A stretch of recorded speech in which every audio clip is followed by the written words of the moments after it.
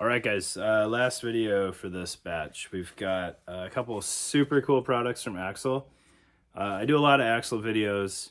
I'm absolutely playing favorites. Like, AXL keeps making wicked cool stuff.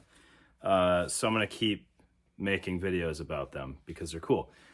They did send these to me for free. I want to put that out there. But if you guys have watched the other AXL videos, I think it's pretty obvious that I play it super fair with AXL as far as my impressions of their products, and this one won't be any different. So we've got their specialized Chem light pocket and their node pistol pouch. So we'll get both these down on the table and I'll show you what they're all about and kind of my thoughts and opinions. Thanks. All right, so first up, we'll look at the AXL specialized Chem light pocket pouch retention thing here.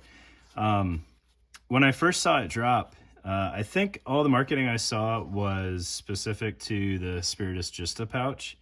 So it was a way to drive some usage of that interior small pocket without the Velcro lining. So what you can do with this is have your Chem lights in here and slide it in there, and then you can flip the Velcro over to interface with that interior Velcro.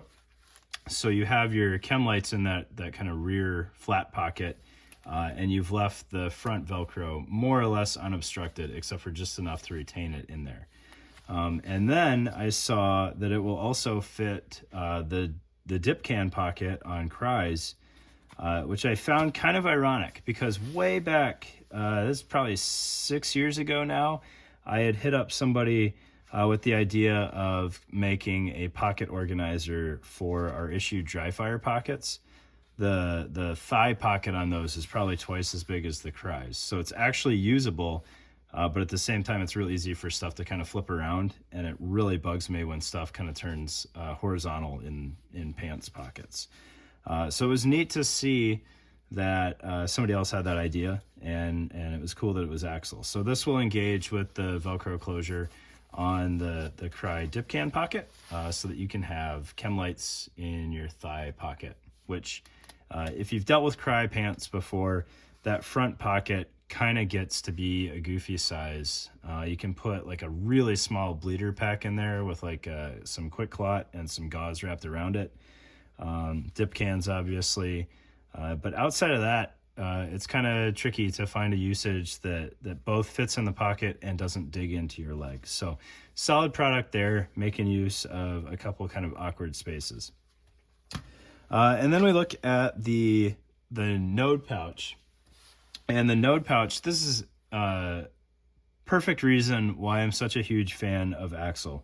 They're not afraid to try new things, but they don't release them until they've got them pretty well nailed down. So the node pouch is it doesn't deviate from that at all. All right, so it's a pistol pouch with elastic sides. You can see I've got a Glock mag in there, and the Glock mag has some pretty solid retention on it. So I would imagine that like a steel double stack mag, like a Beretta mag or a Sig mag, would kind of be the sweet spot for this thing. I don't know, because I've got my 1911 mags buried somewhere. I don't know how well it would retain those, but they built in some elastic routing options. So you can shot cord your mag in there. And again, maybe even just a loop around the mag would be enough to retain 1911 mags. I need to find them and try it out, but they are super buried right now. But the really, really cool thing about this is the node pouch built in gives you 3 mounting options. So you can have a straight orientation on here, or 35 degrees plus or minus cant, which canted mags are getting more and more popular.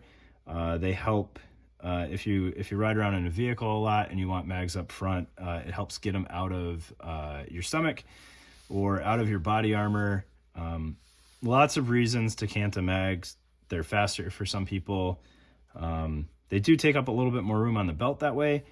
So there are some pros and cons there, but awesome that they built it into the magazine pouch itself, giving you that flexibility. And then it's built to best integrate with the AXL belt. And it mounts in kind of a unique fashion here. So when you get it, you'll have this Tigris strap in the packaging. you'll have and then a Chicago screw. And you can see I've got the one in there already. And then the male half out here. So as is common with Axle products, they hate their customers, and this can be pretty painful to set up.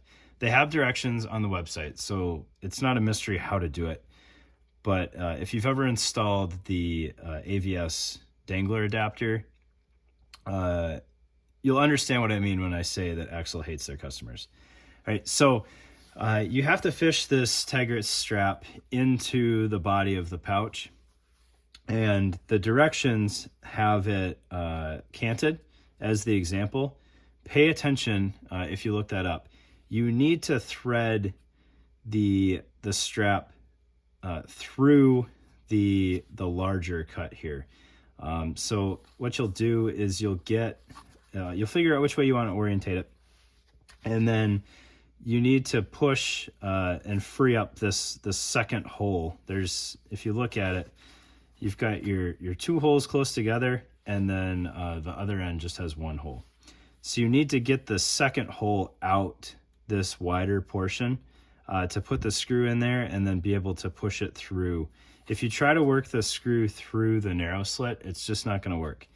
But any doubts I had to the durability of Tigris have been cleared in the process of doing this, because I was wailing on it pretty hard.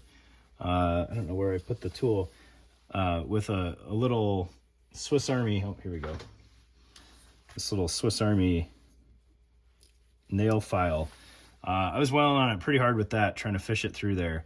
And I could have done a lot of damage, but the Tigris held up really well. So it's strong stuff. But you need to fish that screw in there. It lines up a lot easier than I thought it would. And then you can kind of just press the pouch around it.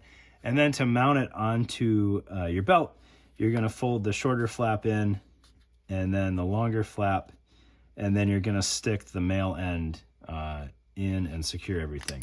All right. So again, it's built to best pair with the Axle belt, but they have a list of everything that it's compatible with.